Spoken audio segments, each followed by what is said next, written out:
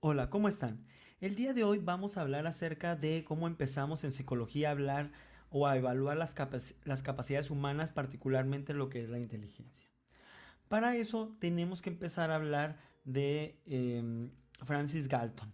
Francis Galton fue un personaje muy interesante porque no solo dio o contribuyó en la psicología particularmente, sino que propuso algunas cosas en meteorología, en criminología, en estadística y en la genética. Es decir, él, por ejemplo, esto es muy curioso, pero él fue el que descubrió este método de la lectura de las huellas digitales como herramienta para identificar a las personas en un crimen. Y este método fue utilizado o fue adaptado por Scotland Yard y sí, Sherlock Holmes por ahí se han identificar y por toda la policía del Reino Unido al parecer, ¿no? Dentro de la genética, él creó las bases para lo que es la genética del comportamiento y también gracias a él, pues surgieron otros personajes que fueron muy importantes para empezar a ayudar a evaluar este término esta capacidad de la inteligencia.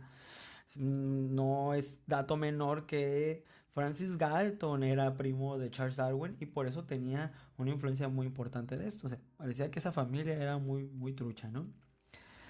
Una de las personas que tuvieron mucha influencia de Francis Galton fue Cattell, James Cattell.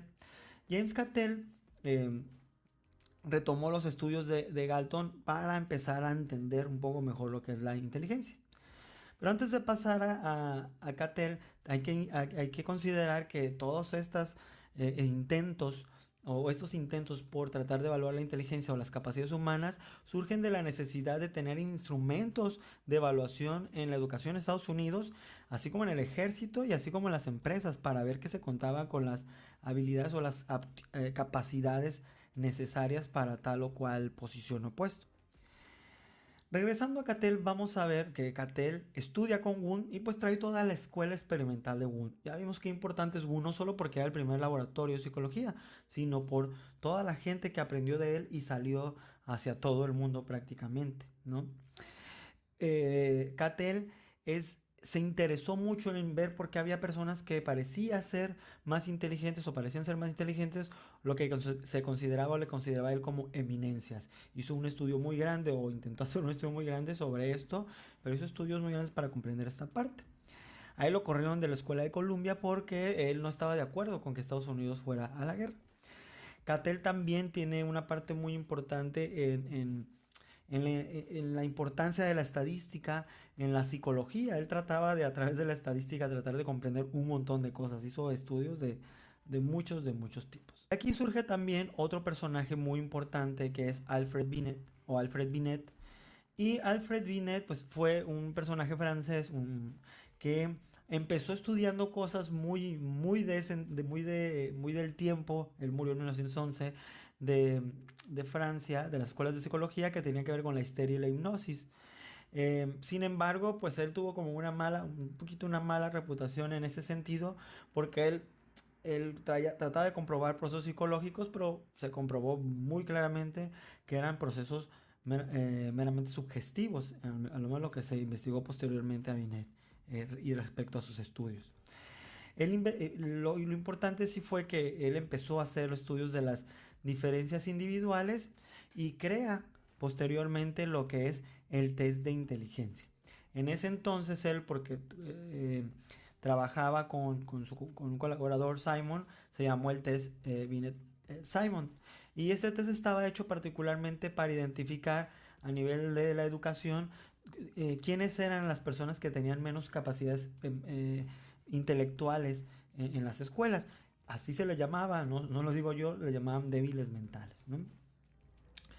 Sin embargo, una cosa que hay que rescatarle muy importante, además de empezar a evaluar la inteligencia a Binet, es que él definió algo que Terman después lo definiría de otra manera y que la unión de lo que dice Terman más Binet nos va a hacer entender lo que es ahora la inteligencia.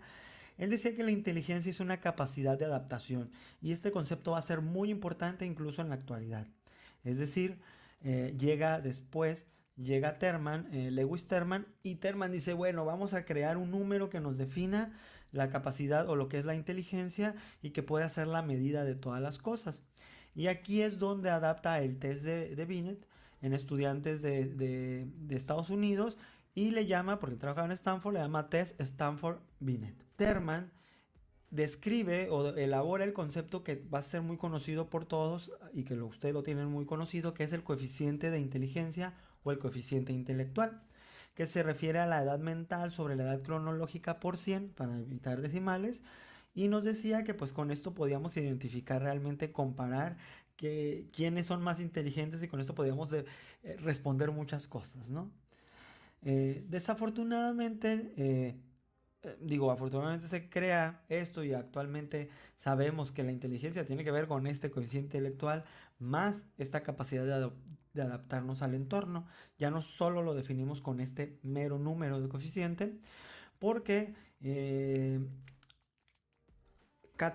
Terman y los que fueron sus sucesores, que se consideraban en la traducción las termitas por Terman, pues no consideraban ciertas influencias culturales y ambientales, y entonces esto hacía que se hicieran conjeturas que, por ejemplo, a través de la medición de la inteligencia o las preguntas que se tenían que saber, no necesariamente eran preguntas o conocimiento que se tenía que saber en una cultura o en una sociedad o en un país determinado. Entonces esto llevó a ciertas conclusiones erróneas y bueno, con el tiempo se fueron puliendo. Y bueno, estos son los principales personajes que empiezan a ayudar a entendernos cómo evaluar las medidas de las capacidades humanas, práctica o básicamente lo que es la inteligencia. Y bueno, eso sería todo por el día de hoy. Espero que se encuentren bien y espero verlos pronto. Cuídense mucho. Nos vemos. Bye.